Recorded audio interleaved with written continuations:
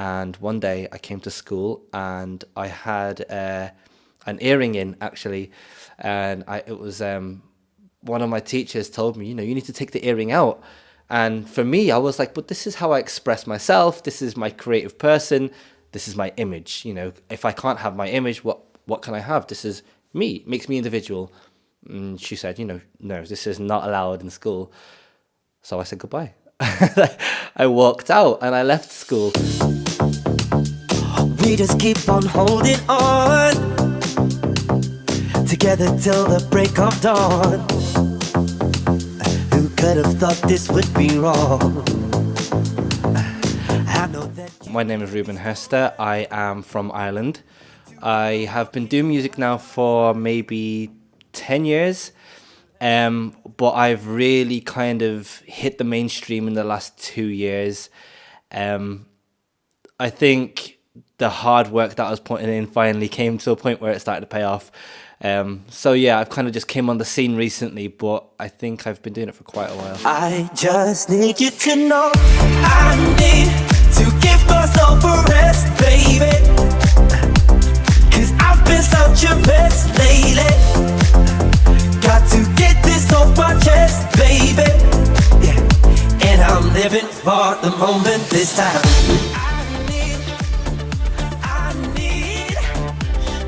My latest single, For the Moment, is about kind of breaking free of like the dark feelings inside. My previous singles before For the Moment kind of had a separate story, which was about being kind of trapped in a dark place in your life. And For the Moment is kind of like, I'm done with that. I'm moving forward. I'm living in the now, and kind of realizing that it's okay to take time for yourself and breathe in that moment and not kind of get caught up in all the madness. Have you been with some other guy? Yeah, it sounds like I speak about love, but I'm more speaking about the love of actually waking up in the morning and living, and also the heartbreak of other demons that I've been battling in my life, whether it be too much of one thing when it kind of turns bad. And I do sing about what might sound like love in my songs quite often, but most of the time they're just a metaphor for something else. And I'm living for the moment this time. I mean, I come from a really small place in Ireland, and it's kind of hard to live for the moment and live in the now when a lot of people can cast judgment and, if you want to do something or live your life a certain way, you might not always feel the most free to do so. And I think it's definitely important for us to remember that, we don't have very long in this space, and we really do need to learn to live for the now. And for me personally, it took years and years and years to realize how to live in the now, and I think it was trial and error. And I would love to be able to tell people, just do it, just forget what just live for the now. Obviously it's not that easy, but I'd say the biggest thing I would suggest is just feel whatever fear you have and do it anyway.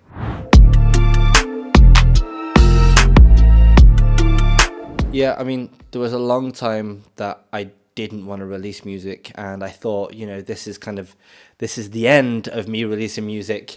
I'd been doing it for so many years, 8 years at that point, and my dad had just died 2 years ago, and I said, look, I'm going to write these songs to deal with the process, but that's it.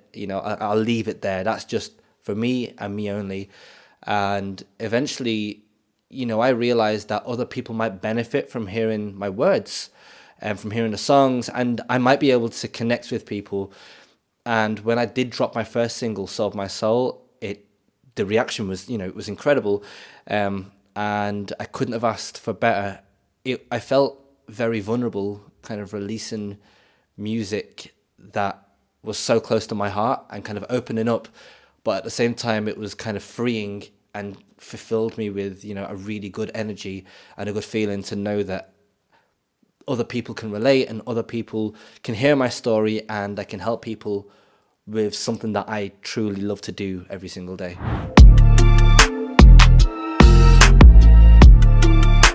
Yeah, I was never very academic in school.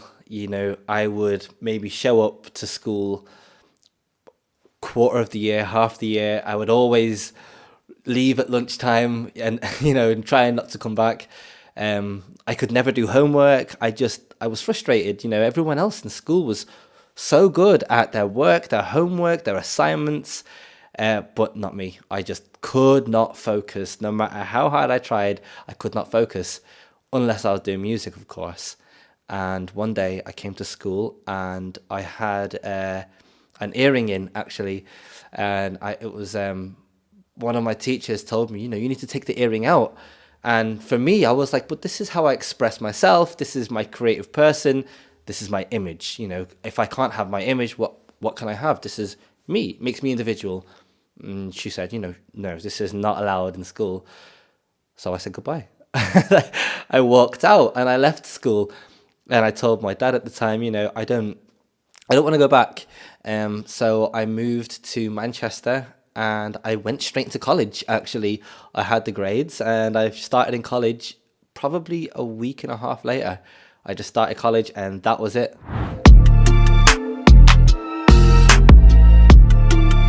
Yeah, it's a very weird place that I'm at right now. Because if someone told me when I was 16 that this is where I would be quite overwhelmed, and I would be jumping for joy and I would be going crazy if I knew that this is the position I would end up in. But the further I progress, it feels like it just gets harder and harder and harder. And it kind of never ends. It's like a constant chase for something, So even though I am progressing, it's kind of hard to see how much I'm progressing because, it's a slow and steady climb. I'd like to think that I am in the best place that I could be right now in my career.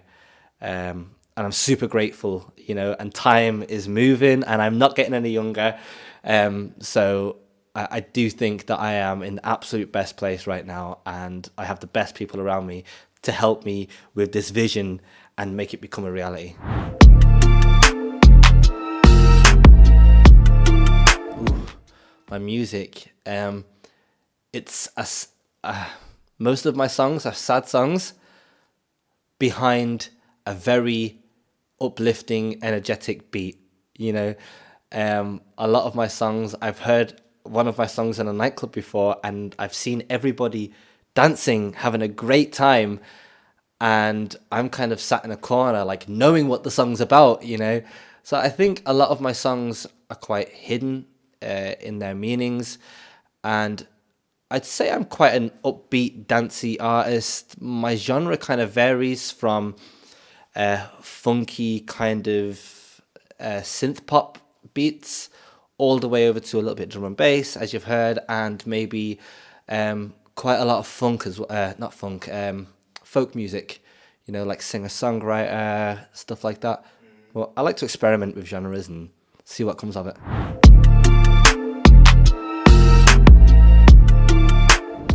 Well, I've been in Amsterdam. I did Cologne and Frankfurt.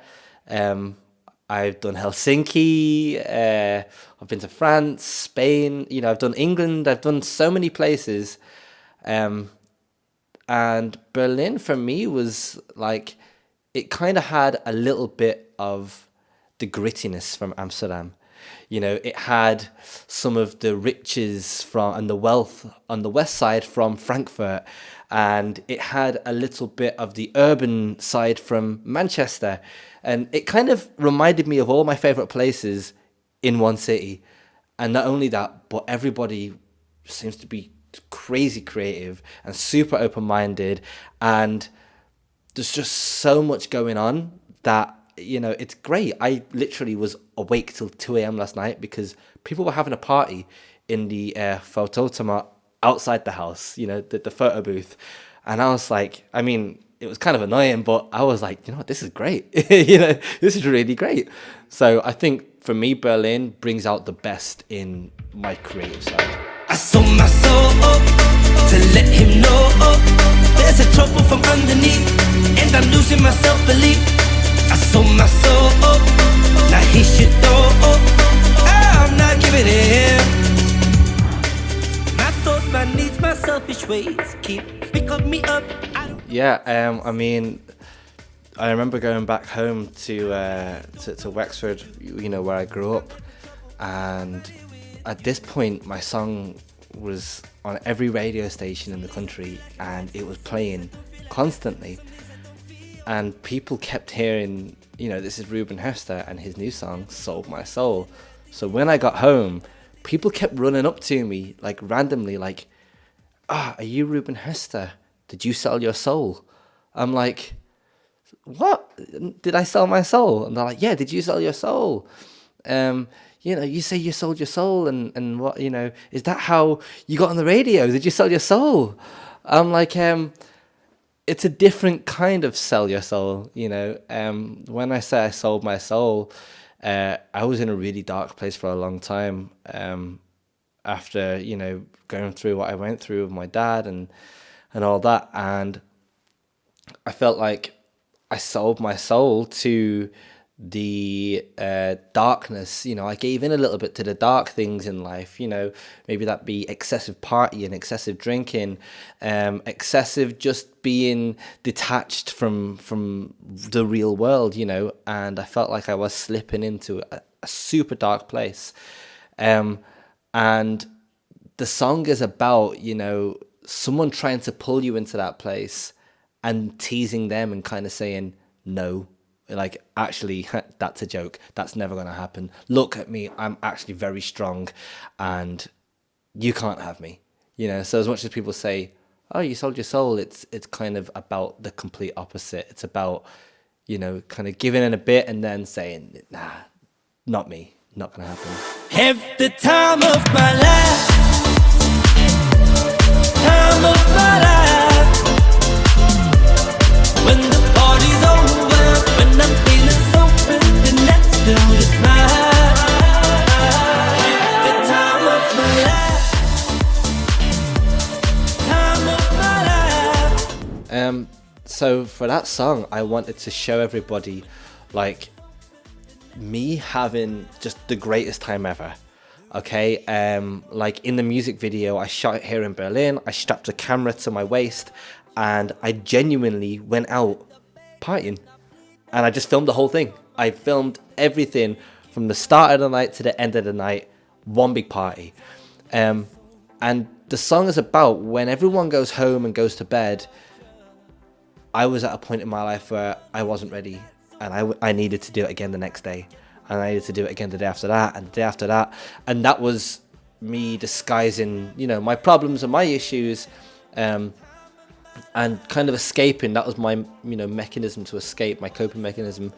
And time of my life is literally about when you're on your own again and the party's over and you've sobered up, coming to terms with how you really feel about a certain situation, and that the party doesn't actually help. And it might not be a party for most people, it might be something else, but for me it was a party. So, you know, I thought, let's write a party song and have a party, and that will be the last time that happens. And it pretty much was. You know, I did the song, I wrote it and got it out of my system, and I like to revisit the song then when I feel a certain way and remind myself of how I dealt with a certain situation in that time of my life.